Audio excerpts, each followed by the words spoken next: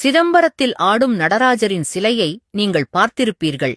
ஆனால் அவரது கையில் இருக்கும் அந்த சிறிய உடுக்கை எழுப்பும் சத்தம் என்னவென்று யோசித்திருக்கிறீர்களா?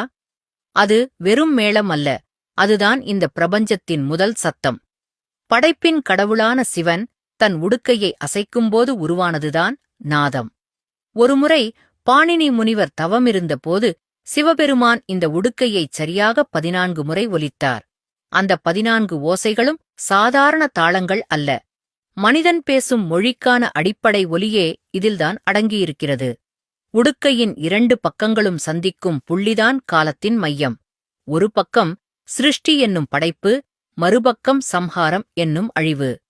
உடுக்கையிலிருந்து வரும் அந்த டப் டப் என்ற சத்தம் நம் இதயத் துடிப்பையும் பிரபஞ்சத்தின் இயக்கத்தையும் ஒரே நேர்கோட்டில் இணைக்கிறது. எனவே நடராஜரின் உடுக்கை சொல்லும் செய்தி ஒன்றுதான். எல்லாமே ஒலியில் தொடங்கி ஒலியில்தான் முடியும். அதுவே ஓம்காரநாதம். ஓம் நமசிவாய.